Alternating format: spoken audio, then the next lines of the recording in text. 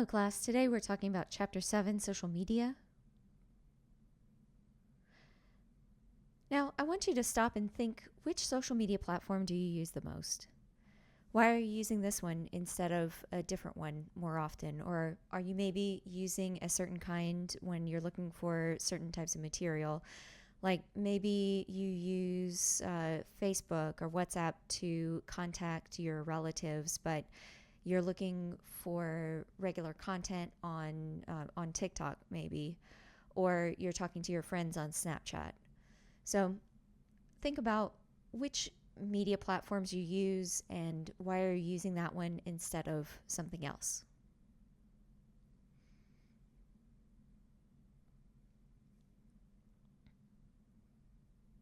Okay, now let's talk about what is social media. Well, when we talk about communication, we have four main groups of interpersonal communication that happen. The first one is one-to-one, and as you can imagine, that's where someone is telling you something. Either they're sending you a direct message, or you're emailing directly or speaking face to face. Second one is one-to-many, and this is the kind that we have, remember, with mass media, where you have a newspaper or some broadcaster like a news television group or a radio organization, where they're broadcasting their whatever they choose to host on their channel, and they're sending it out to their audience, and that's it. It's a one-way street from this one group to a varied audience. Then we have what's called a many-to-one, and think of this kind of like when you get results from a questionnaire or survey, where you are collecting information from a lot of different people. So you have an audience and who is sending you information. And then we have what's called a many-to-many, and this is where people are sending and receiving information from one another. And that's what we're talking about when we talk about social media, where you are sending and receiving information on your chosen platform. So, like I said, mass media communication, we're looking at this one-to-many model.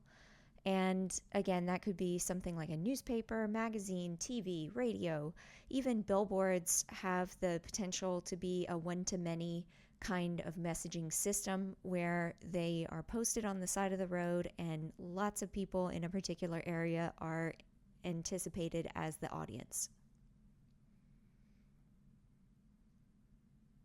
And again, with social media, we're looking at a many-to-many model where everyone is both a sender and a receiver of information. And this is what we have now with a kind of constant global communication. Now, when you look at a social media audience, if you look at the screen here, you can see there are a lot of different icons here. All of these are for different types of social media. Some of them may be more familiar to you than others, like the one for Instagram, or for the file sharing service Dropbox here. Google Plus actually doesn't exist anymore, but that used to be one. Behance is another one. Skype, Facebook, Twitter, which is now X and has a different logo. Snapchat, still there. Blogs. All these things are looking at what's considered a social audience. And since this is a model where we're looking at sending and receiving information, that means we have a lot of direct audience engagement. So usually you're going to have your more passionate users who are connected on there. That's why if you look at reviews or posts, a lot of times for a particular company, you'll see that they're kind of limited to the two sides of the spectrum, where either someone, for example, whenever you see reviews on Yelp or Google, where for a restaurant, where you'll see people leaving reviews, it's like either 1 star or 5 stars. They're very often are are kind of between these two extremes. So people who are very passionately for or against something. And there's also very selective engagement going on these platforms. You are choosing to follow this particular concept or this particular organization, whatever it is. So it's a lot more selective as opposed to a one-to-many model where the selecting is being done by the newspaper or the TV group sending the information. And then we also have a lot of engagement, a lot of sharing that's happening on social media because we are, again, sending and receiving information both in groups and as individuals. So you're able to see how other people react to things. There are some instances, like if you look at certain Reddit posts or YouTube videos, where they'll hide the actual engagement numbers from you as an audience member in order to try and get you to react more organically to what you're seeing, to keep you from being influenced by what other people have already said about it.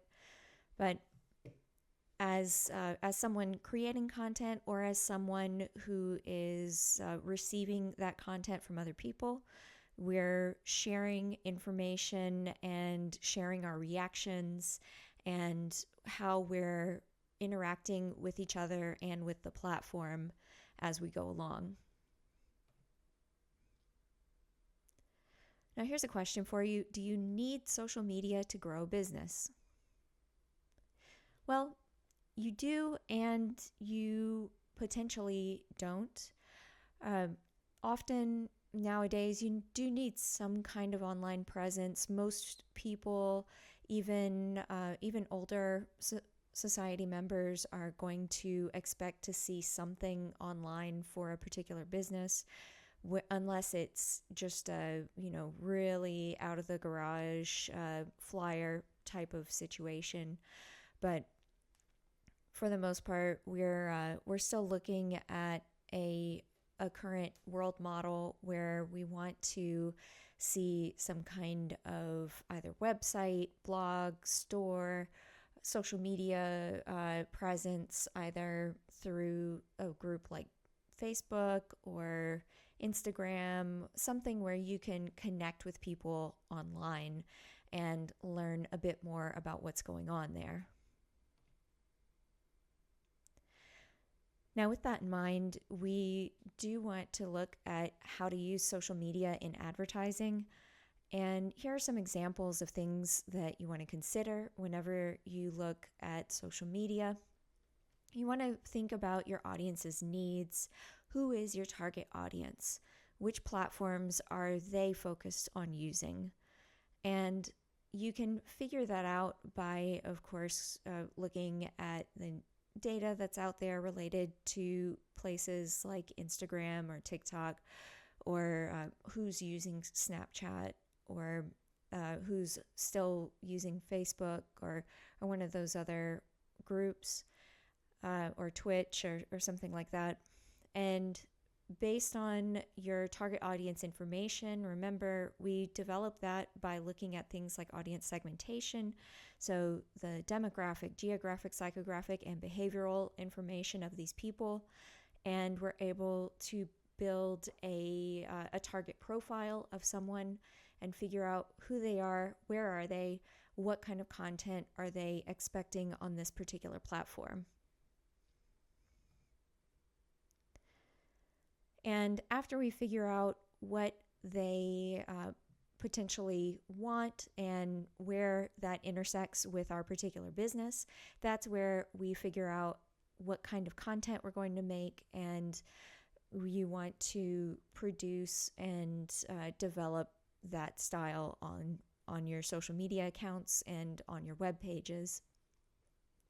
And essentially figure out how to benefit your audience, share important information in a timely and engaging manner, and also how to do this in a way where you won't go bankrupt or drive yourself crazy trying to fulfill these social media needs if they are a side portion of your business.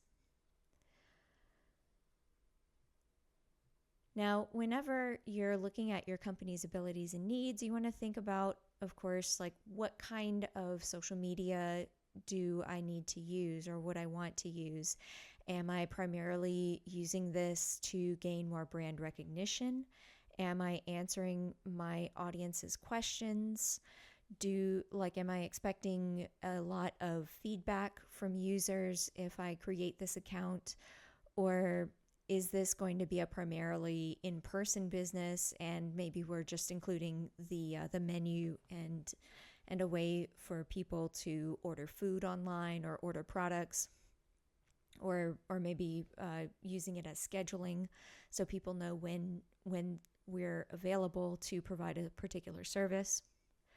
And also, what kind of business do you have? Do you have one that is primarily internet-based? If you do, then you probably want to have a stronger social presence, continue regular posting on the relevant social media platforms, and to probably have some kind of website as well where you can control all of the content on it, and maybe become a leader in your particular market by posting blogs or video logs of content relevant to your audience.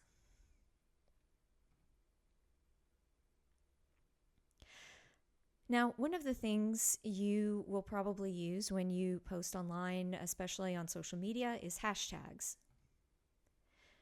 So what is a hashtag?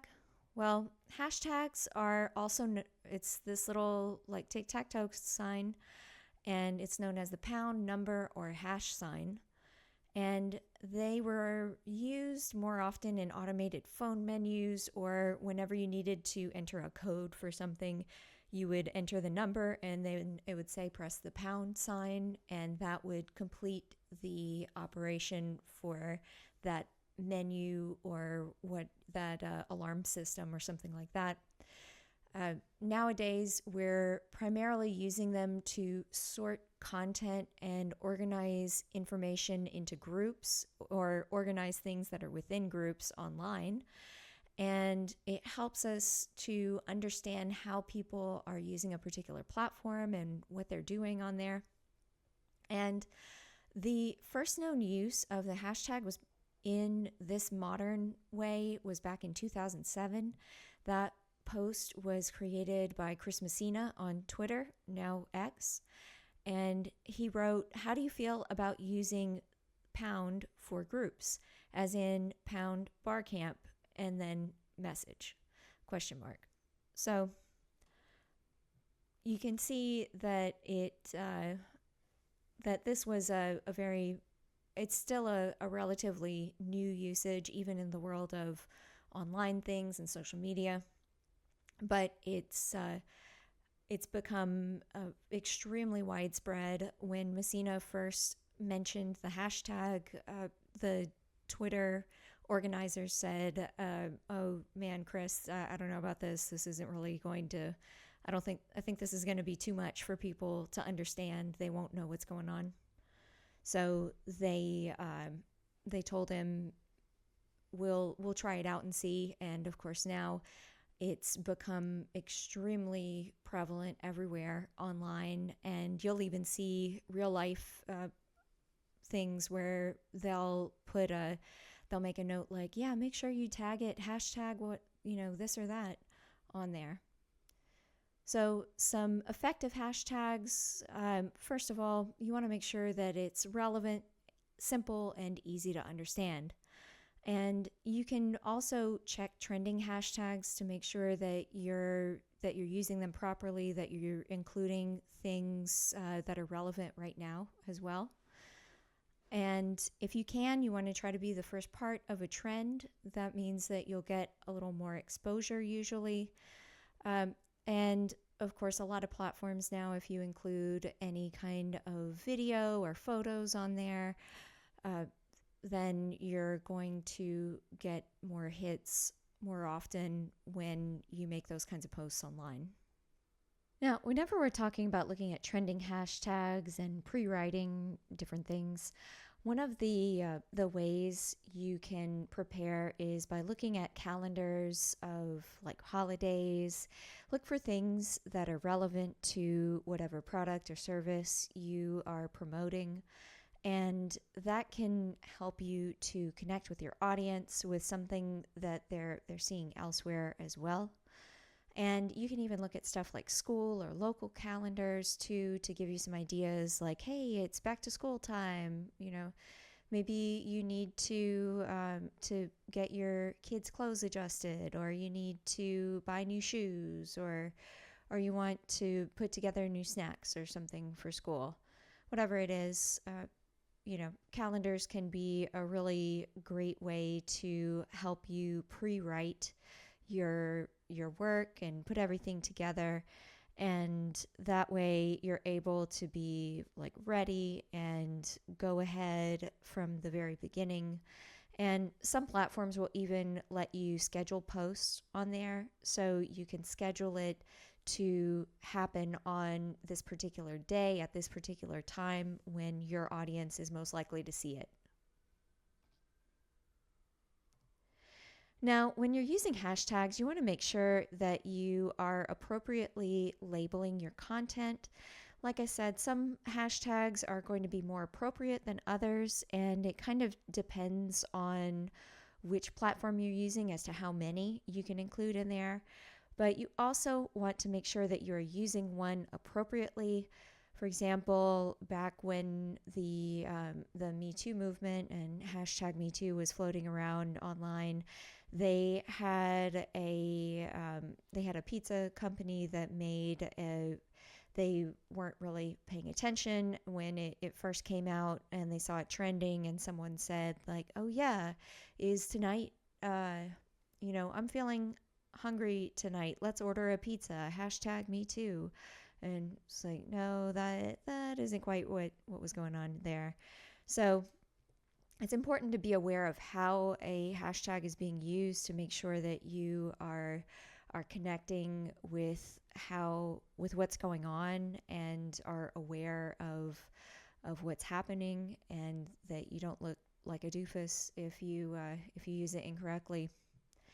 And also make sure that you are relating it in a way where you can also find new audiences. So maybe not something so specific that people will not think to look for it, but something that is going to be easily relatable both to your audience and to your brand. And another one, when let's say you have a company where you're doing hashtags about succulents and plants and maybe indoor living or sprucing up the house, that kind of stuff, you want to make sure that you're relating it to the correct kind of plant life that relates to your product or service. When I looked up the hashtag plant life, I found both of these photos here, the one of the micro succulents and also of the marijuana hats.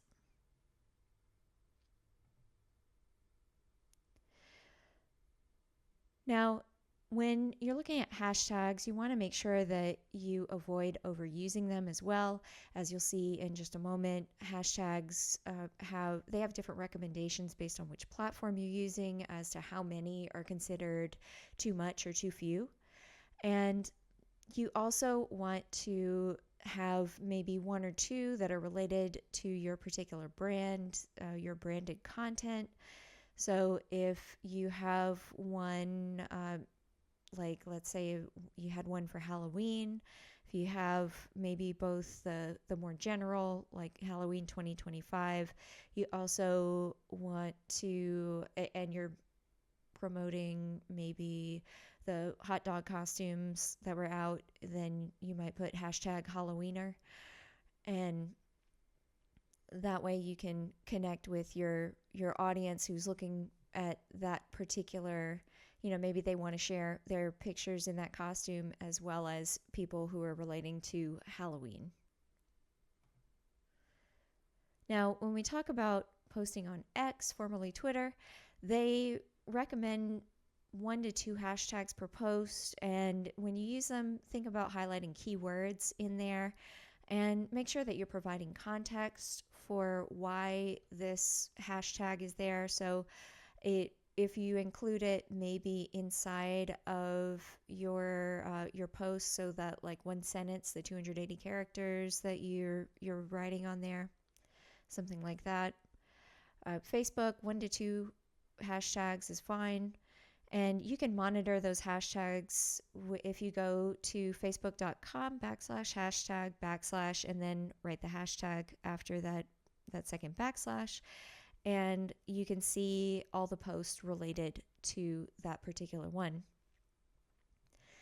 Now, Instagram allows you to post up to 30 hashtags on something before it's considered spam, but you, generally speaking, you're going to get better engagement if you stick to maybe 5 or 10 hashtags on there. And one way to make your post look a little nicer is to include them as the first comment or maybe after the caption. And this will give your post a cleaner design. Same thing if you're using Reels on there, you probably want to include those hashtags in the comment area, not like on top of your video, because then or maybe include like one in the video and then the rest on the side, because you don't want it to cover up your what you're showing people on there. Now for Pinterest, Pinterest has gone between not having hashtags at all and having maybe 1 or 2 hashtags on there. And they tend to use a little more of that search engine optimization type stuff, where they're going to see what did you write about this particular picture? What are you calling it? And that will help it decide whether or not it's included in someone's search. But also using evergreen ideas, things that are kind of broad picture type of hashtags. So if someone puts in Christmas tree, for example, then that would be one that is a kind of general hashtag that someone would see on there, and they'd be able to see posts over and over again. Because remember, people often are going to Pinterest looking for something that has been posted maybe a few years ago. So it doesn't have to be as current or as currently specific for something. And TikTok, 4 or 5 hashtags work. Usually that's kind of the recommended number. And you'll notice when you look on there, a lot of them will have one or two broader trending hashtags, and then they'll include some brand related ones in there as well. So something that's a bit more brand specific. And like if with the pumpkin spice ones, for example, someone might have a pumpkin spice time one, and then something a little more specific to them, like Jet Spice or something, if you're doing it for Jet Coffee.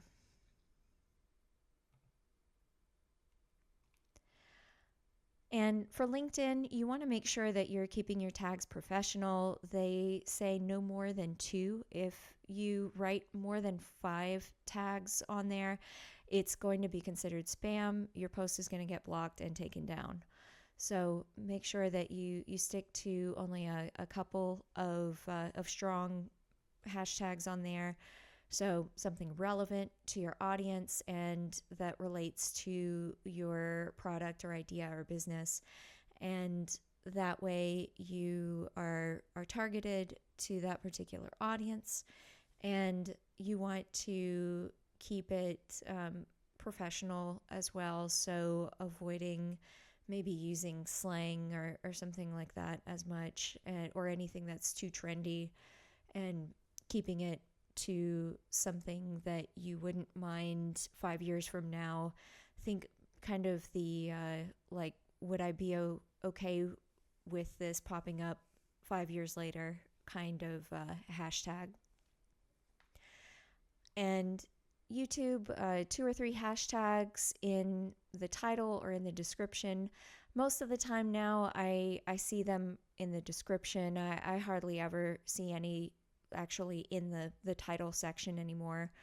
And it just looks a lot cleaner when you keep the title limited to the actual title in there.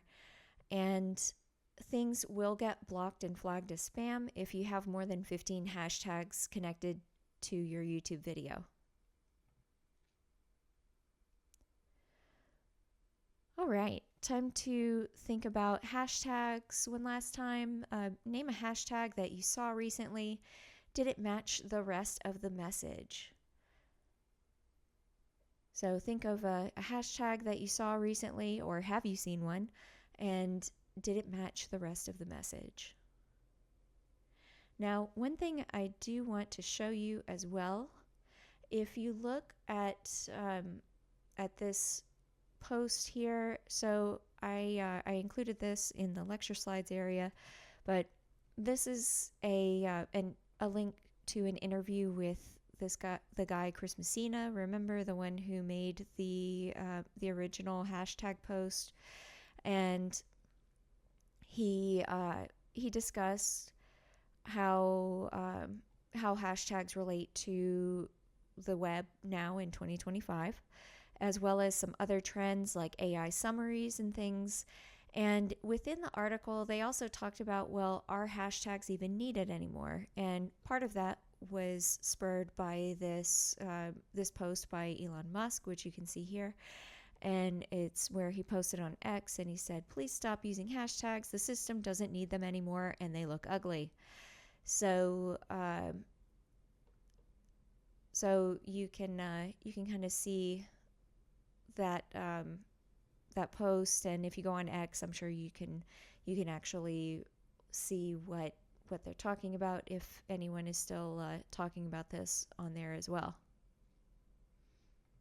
But of course, that is up to you. Do you feel like hashtags are still relevant? Are they still important to what's going on online? Let's move on to social media marketing. Now, I'm going to bring up a few key terms here when we talk about social media marketing, and some of this is going to also relate to our future lessons on marketing itself. But this first one, ROI, return on investment. So return on investment, in order to calculate that amount, like what is my total return on investment? Well, you take your profits and you divide it by your total cost. Now, what are your profits? Well, you take how much money you made on the thing, so your gross, and then you subtract your expenses, and then at the end, you have your profit. So that's it in general. If you want to get deep into it, you can take some of the business classes and discuss it on there, or watch they have some pretty good Investopedia articles and videos and stuff too.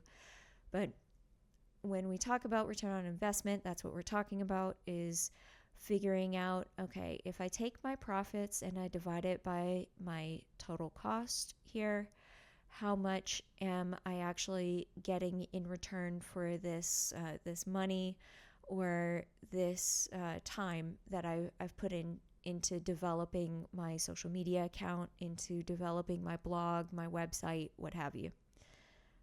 And another term when we talk about search engine marketing and return on investment and stuff is pay-per-click advertising, or PPC.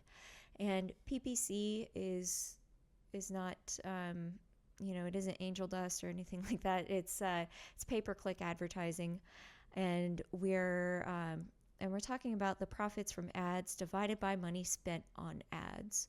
So we're taking your profits and dividing it by the money spent. So that's your total cost of the ad. So when we look at this, you want to see that you are at least, breaking even, if not making a little more money on it here. So preferably you would want to make money, but sometimes with advertising, what you're getting out of it directly may not be the whole picture. Sometimes you're going to maybe break even if we're clicking on it. So uh, for reference, when we talk about pay-per-click, that's where, let's say you're on Instagram and you see an ad. It's for these shoes. They look really awesome, and they're everything you ever wanted in shoes. You click on the advertisement, and then it opens your web browser and brings you to a page where you can view and purchase these things, right? And you get a maybe 10% off because you clicked on the ad within Instagram. So whenever you click on it, you'll notice when the website opens, there's this like weird little thing that happens in the bar where it's showing your URL, and it has a little sequence it goes through. And part of that sequence is they're keeping track of how many people are actually clicking on the ad, and how are you reacting to this targeted advertisement, because it almost definitely is. I mean, that's just what you do now, especially with that kind of thing. So you want to make sure, if you are the person investing in these advertisements, that you are actually earning money from them. And in addition to earning money, of course, you can also see how many people saw them, how many people clicked on it, how many people maybe clicked on it but didn't buy something. All that kind of stuff will be calculated in there.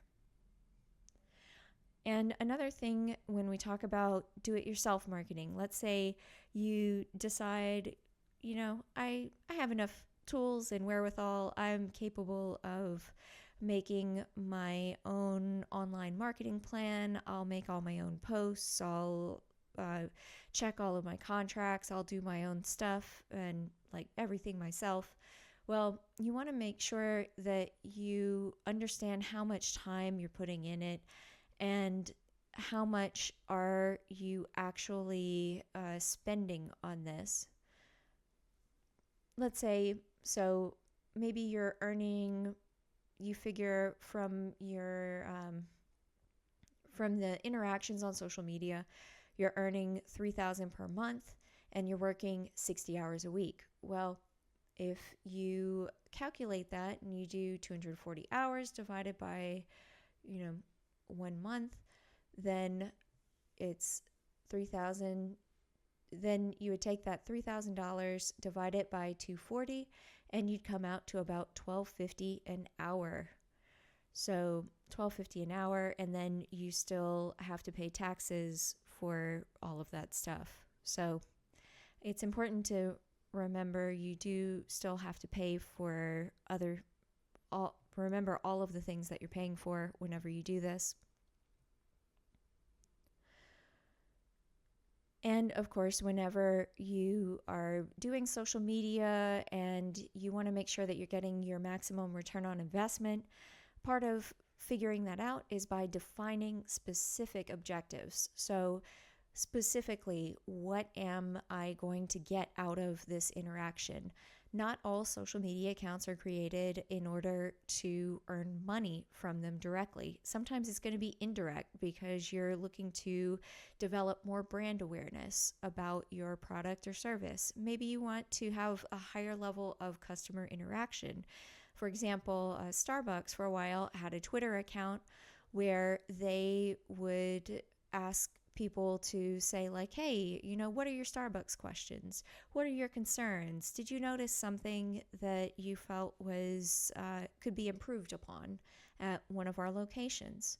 So they had this account open for a while, and they would have this kind of interaction with the audience, and so with the people who were buying their products or service. So they've already gotten the money for some of it, and now they want to see how they can improve their brand identity. How can they make it seem like, how can they make it into a better connection with their audience? And then hopefully that better connection, of course, would lead to them becoming the go-to for people buying coffee and that kind of stuff. Now, when you're defining your goals, you want to use the SMART goal system, SMART. So it's an acronym for specific, measurable, attainable, relevant, and timely or time bound. One more time, it's specific, measurable, attainable, relevant, timely, or time bound. Now, why do we want to be smart? And how are we going to be smart? Well, the why is because by having these specific objectives that are defined within a particular time period, you're able to more easily figure out, like, okay, is this working or is this not working? And if it is not working, what can we do to improve it? Or if it is working, what can we do to keep it going? So you want to use this when you're tracking metrics. Make sure that the metrics you are using, so which numbers are like key performance indicators and things are going to relate to the current goal of this account. So I'm creating this social media account, I am creating this blog, and what is my goal at the end of this? What am I expecting to get out of it? And you want this to relate directly to what you're doing in your business and something with your target audience. So think about how you expect your target audience to react, and then you want to also collect information and see. So during this time period, let's say you're trying out, like they do this all the time with new products and new flavors and things, right? Where they'll have it on the menu for 2 or 3 months, and then they'll take it off, and they'll say they'll review, like, okay, are people buying this a lot? What are they liking or not liking about it? And does this still fit in with our company ethos and all that kind of stuff? And then you decide, okay, maybe this will become a regular menu item, or maybe we'll take it off and make it seasonal, or maybe we'll take it off and it just won't come back again later, right? So whenever we're tracking these SMART goals, this helps us to figure out if something is working. How is our audience reacting to it? Are we earning what we expected from it, or are we spending too much money on this and not seeing it back in sales in here? And that's something where you want to review your cost and the effect it had on your audience.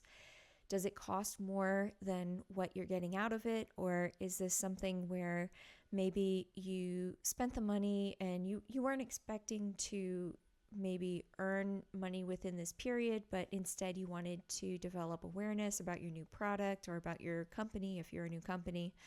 And if people said, hey, if you don't really notice any improvement in brand awareness, then you need to try something else. And of course, review what happened and see what worked and what didn't work.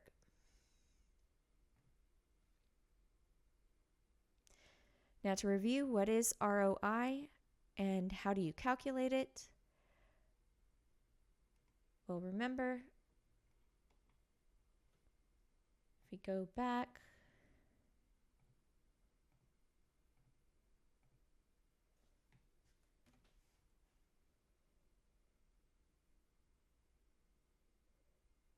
our return on investment seen here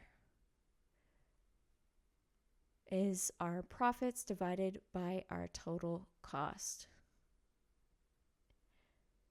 So what is it? It's our return on investment, and it's our profits divided by the total cost.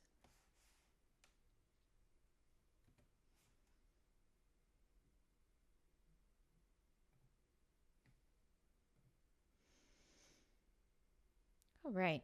So SEO and SEM. These are two other acronyms you're going to see when we talk about marketing and especially social media marketing. SEO is search engine optimization. So when we talk about search engine optimization, this is where search engines are combing through your web pages, they're combing through your social media accounts, looking at things, seeing how often you post, what are you posting, when was it posted, and they're also looking for key terms. And you'll see this kind of search happening sometimes now with even with job search algorithms and things, where they'll say like, oh well, they didn't use this keyword or these two other keywords that we say are related to it, so we aren't going to include this resume in our next part of the selection process or something. So that would be another way of using this. But when we're talking about search engine optimization in terms of your online presence, this is where search engines like Google, Brave, DuckDuckGo, all of those are looking at the keywords in your title and ones in your opening paragraphs and things, and also links between your articles and the website and your organization and other organizations. So are there a lot of people clicking on your articles already? That will also boost your posts as well. And also, which hashtags are you using? Are they things related to whatever this person searched? And usually you'll end up with more natural search results this way. Of course, there are now we have also those AI summaries that happen too, and a lot of those, especially if you're using Google or some of the other ones where they have a particular set of websites that they're referencing on there, it may not include accurate answers. So as a person using a search engine, of course, you always want to check that information if you're searching for an answer. And as a person posting online, you want to do your best to include at least something related to that particular topic, where to make it easier for people to find it and for it to show up naturally in a search engine result list.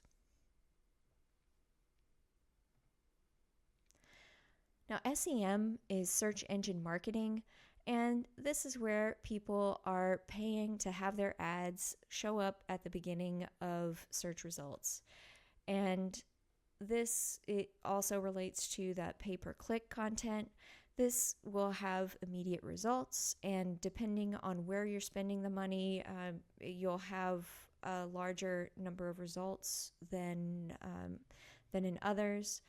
So, for example, if you look at the Facebook model, they had an issue for a while where people at first, when they were paying for their ads, the banner ads to show up in X% of people's browsers or on their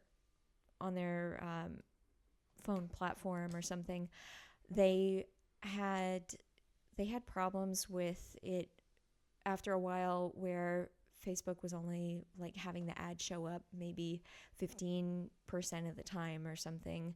So very low search results unless you paid a lot more money. So you definitely want to check the fine print if you decide to engage pay-per-click content and use that kind of social search engine marketing. And same thing when we talk about sponsored content for browser results, for web browser results. Make sure that you're actually getting your money's worth out of it, that it isn't going to say show up about as often as if you were to just let it happen organically. So the best option usually is going to be some combination of those two, search engine marketing and search engine optimization uses. And by combining them, you can usually get a pretty strong number of results in there as well. Now, social media data. First of all, you want to talk about social media monitoring, and this is where you're reviewing metrics. And so again, when we talk about metrics are going to be quantifiable data. And if you look at the word quantifiable, it's related to quantity, right? So quantity, that's a number. This is data that you can count. So how many times is this going to show up?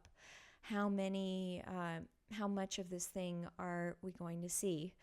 And one of the things you can do if let's say you're trying to figure out how aware are people of your brand on social media, you can look at how many times your brand is mentioned by other accounts. How many retweets are you getting?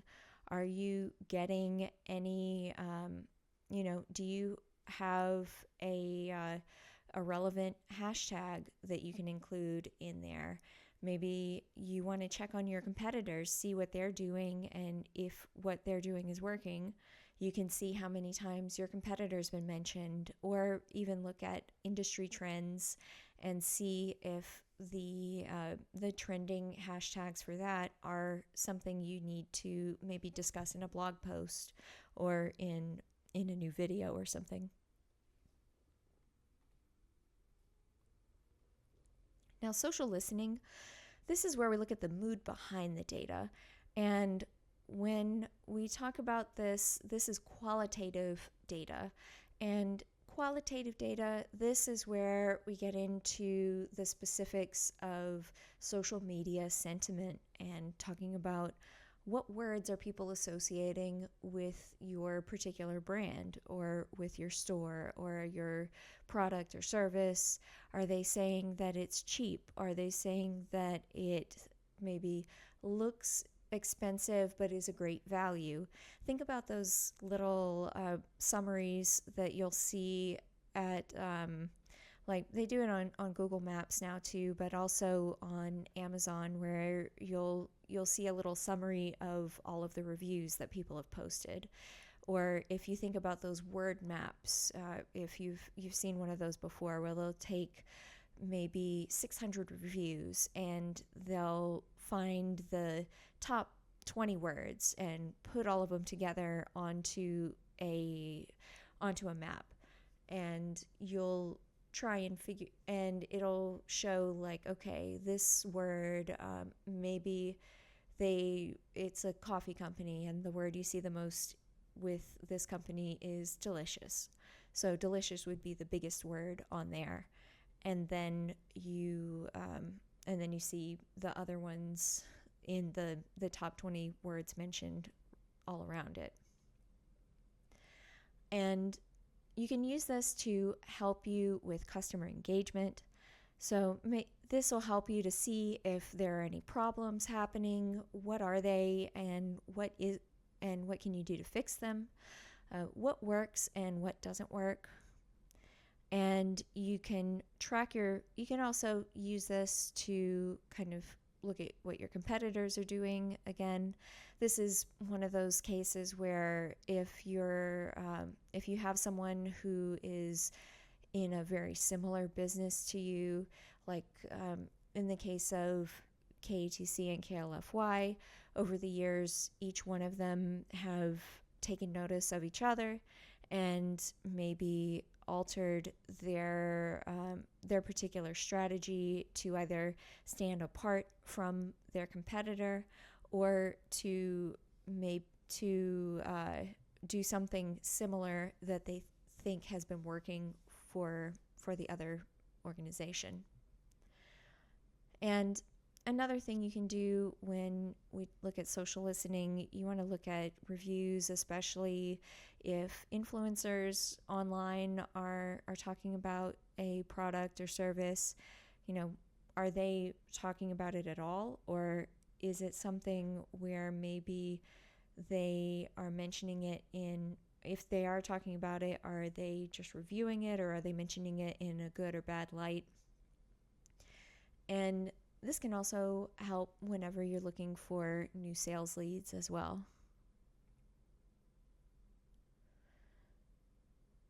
Now, when you create a social media ad, sometimes you need to test your campaign. You want to see what is working, what isn't working, and this will help you when you're first starting out to figure out, okay, like I need these kinds of pictures or this type of wording here, and it's going to help me decide whether or not how we move forward on this particular platform. So you might see what's called A/B testing. And A/B testing, just like it sounds, you have version A and you have version B. And you post both of these online and see which ones get more reactions. So maybe you use slightly different wording for the headline. If you have it as like a side link on your website, you might have, version A headline and version B headline, or maybe you have a different picture for version A than for version B. And this gives you some real world results and helps you to understand a little more about how your audience is engaging with content, because you're doing it. You're actually going out there and collecting this information in the real world in real time and seeing what's happening. Now, sometimes when you're figuring out what to do, like how should I change something,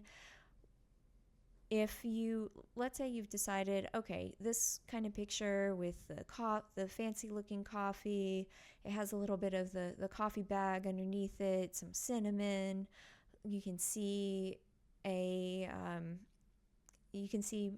the coffee really well and stuff in the white cup or whatever. We've decided that's the look that we want. Let's figure out what kind of wording to put with it. Your post length is limited both by the platform you're using, but also you want to try out different lengths in your posts. Maybe even though you technically can write a whole paragraph, you shouldn't necessarily write one. Or maybe you need to include more details depending on what kind of post it is. So when you're looking at your posting language, think about the length of your post and also the style. Like, am I including numbers in here? For example, the 10 best cafes for singles. Or am I looking to include a direct quote from someone in there? Maybe a question would be a better choice. If I say, what are the top coffee shops? Or what do the top coffee shops have in common? And, we're trying to engage the audience with these types of questions or a statement or an exclamation of some kind. And there are different kinds of posting language in addition to those exclamations and things. We also have the possibility of using things like emojis. So if you look at this example here, this is from the Italian cafe Antoni's, and they are talking about their pomodoro salad, I think, right? Yeah, the pomodoro. And they and they use a few different emojis in here. And they start off with a question: have you tried our bruschetta pomodoro yet? And then they describe what's in it and give you their little tag and some hashtags as well. And you can tell it's, they have some kind of playful little emojis and stuff. This was from a Facebook post, so they're looking at people who probably want to have some combination of, like, okay, well, you're describing the thing, but what does it look like? And here's a picture for them. And what tone of voice are they using? Are they being more casual, more formal? What's going on here? Are they using passive voice, active voice? All those things come into play, especially when you only have a few characters available to you. But whatever it is that you do, you want to maintain a consistent marketing tone whenever you do it. So after you've done some testing and things, and you've narrowed down your choices a little more, make sure that you continue with that consistent tone. All right, one more question for you. What changes have you noticed in different social media ads for the same product or service? Have you noticed any particular changes? Maybe you noticed something where you saw the same information posted two different ways or with different pictures, that kind of stuff. Okay, make sure that you read chapters 6 and 7. And a reminder, we do have Group Jeopardy on Monday. I will see you later. Have a good weekend.